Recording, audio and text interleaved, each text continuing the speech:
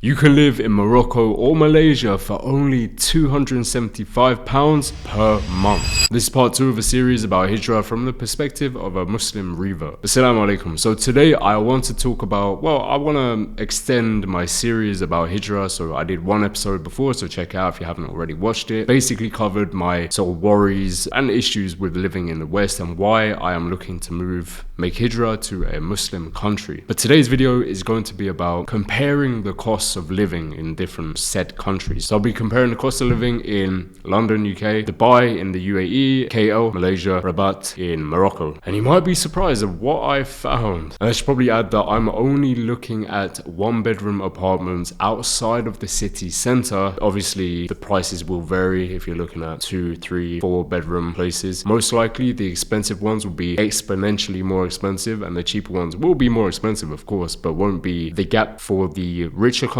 or the more expensive countries will be a lot larger. If you're enjoying this series so far and you want to continue to see my journey as a Muslim revert in all aspects of life, including making Hijrah, inshallah, then make sure you hit the subscribe and follow me on Instagram as well. I make daily content, short videos. Keep up with me there, inshallah. On with the video. So starting off with the UK, London to be more specific. So I am London born and raised. I know London very, very well. I've lived at home in London. I've lived out in multiple locations in London. I know roughly what the prices are. Now, also on top of that, I know that inflation has taken a crazy turn and rent it's become unaffordable for so many people. Now, I was paying for a 2-bedroom apartment in a nice area of London, outside of central London, but it was a nice area of London. It's a lot of people want to live there, and I was paying at the time £1,800 per month plus bills, so roughly about 2,100 maybe. So that was a lot for me to pay. I know that that same apartment, when I moved out, they put it up for like 400 or 500 more. So you can, and bills have gone up as well. So you can expect to be paying, instead of 2,100 for that same apartment, you can expect to be paying closer to 3,000, which is insane for a 2-bedroom apartment outside the city. But anyway, I'm using this website called, I think it's called Expatistan or something. It might have been that one or a different one, I can't remember. But basically, users submit their information in terms of how much they're paying, and they cover a bunch of different areas. So like groceries, bills, like utilities, rent, travel. Have I said food? I think I said, oh no, eating out instead of just groceries, phone bills, cost of TV, furniture, all of these types of things is covered on these websites, which is really useful. Although I don't know how accurate these actually are. I don't know how many people have submitted the data, so take it with a little pinch of salt. So anyway, what I found is that the average 1-bedroom apartment outside of the city or center of the city in London will set you back £1,610, and I know this is accurate because my cousin is paying roughly £1,500 a month for a 1-bedroom flat apartment outside the city. So it lines up pretty well with that, and I know you can get nicer apartments as well for more money, so that lines up well. And then on top of that, bills and utilities will cost you around £330 or £310. So basically, grand total is 1,950 roughly. Imagine if you're just the average person. You can't afford that. The average person can't afford a 1-bedroom apartment outside of the city center. This is just ridiculous. And the fact that, there's so many landlords buying up more and more property, hiking up the prices, loads of people coming in from different countries wanting to live in certain areas, this is pushing the price up, and it's become unaffordable, which I won't lie to you, this is part of the reason why I want to make Hijrah as well. Obviously, there's Islamic reasons, avoiding haram, wanting a better future for my kids in terms of the akhirah, the hereafter, and wanting to cement a future for my own family, a future that's a lot safer. There's a lot of knife crime, a lot of danger, a lot of crime in general in London. So yeah, I want to leave, inshallah. Anyway, let me know if you would be able to afford this, if you would pay this to live in London. A lot of people actually would, but a lot of these people are just chasing the material goods of, or the accessibility in London. I can go out clubbing, I can go out drinking, I can go out meet people, this and that. As Muslims, it's not as important. As long as there's a mosque where we can meet other Muslims and pray, that's all that really matters. You have some shops, groceries, you have some forms of entertainment, maybe like some cafes and stuff like that, where you can meet with friends, have a coffee, have a tea or whatever.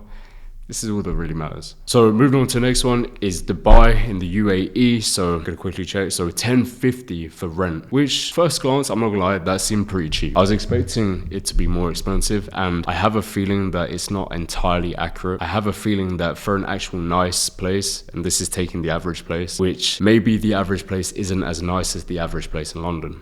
I don't know. But I think for a nice place, you're probably paying around the London prices for rent. So take it with a pinch of salt. So that's 1050. But the fact you can get a place for 1050 and still live in that part of the world where you're surrounded by people who are doing well as well, and you're surrounded by Muslims, you're in an Islamic country, this is very good. Utilities, so bills on top of that, £240 roughly, taking the total to 1,290. Now, is this affordable? For the average person, no, it's still not affordable, I won't lie. But for the person who's moved to the UAE through maybe a job or entrepreneurship, or makes a decent amount of money online or whatever it is, this is affordable. For the person who's established a career or established a business or established whatever it is, even coaching online where they're making a substantial amount of money, this is affordable. And to live in an Islamic country, and also, you know, a very technologically advanced country where you have access to loads of different things, restaurant shops, all of these things, it seems like a good alternative to London. And next up is KL in Malaysia. So in my last video, I got so many comments saying you should check out Malaysia, check out KL, check out different areas of Malaysia. It's so affordable. People speak English. They're very friendly. They accept foreigners. They like reverts. Culturally, it's very interesting. The food is amazing. You get exotic, amazing fruits. You know, I'm half Filipino, or I'm part Filipino at least. So I'm used to going to the Philippines and trying the best mangoes, the best fruit, the best smoothies, the best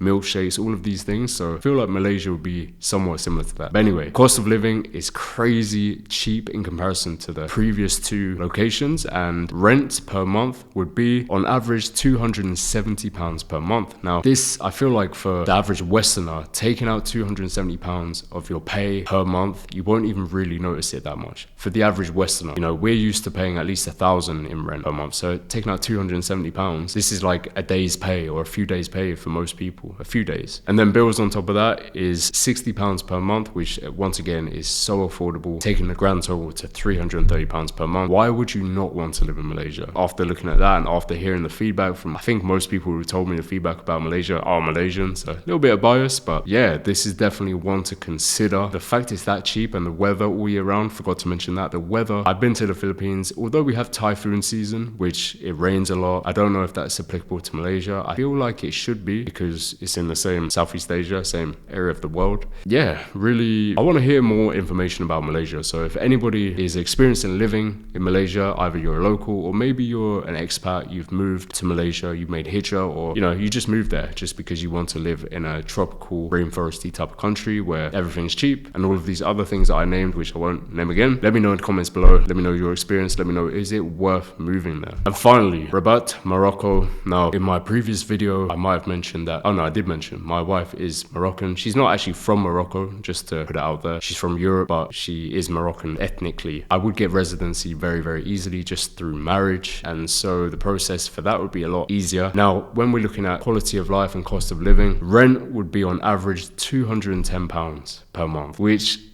it's just insane. It's just insane. And the bills would be £65. So this is similar to Malaysia, maybe slightly cheaper, but then you have to compare the actual quality of life. And I don't know, I haven't lived in either country. I think that Malaysia is probably a bit more advanced in terms of technology, standard of living is probably a bit better in the cities, but I don't know. I'd have to visit both countries, inshallah. But yeah, anyway, I wanted to wrap up the video on that. It's a bit of a quick video, but I'm excited to carry on my Hijrah journey, finding out more information. I was actually looking at apartments in certain locations yesterday with my wife, so yeah, it was exciting. It's exciting to be looking into this in a serious way, wanting to make it happen, inshallah. And yeah, I'll keep you updated. So let me know what you want to see next, what you want me to react to next in terms of Hijrah specifically, what you want me to just explore about Hijrah. Yeah, if you have any information about any of these countries I've mentioned or any other countries that you think is worth me visiting or exploring more, let me know in the comments below.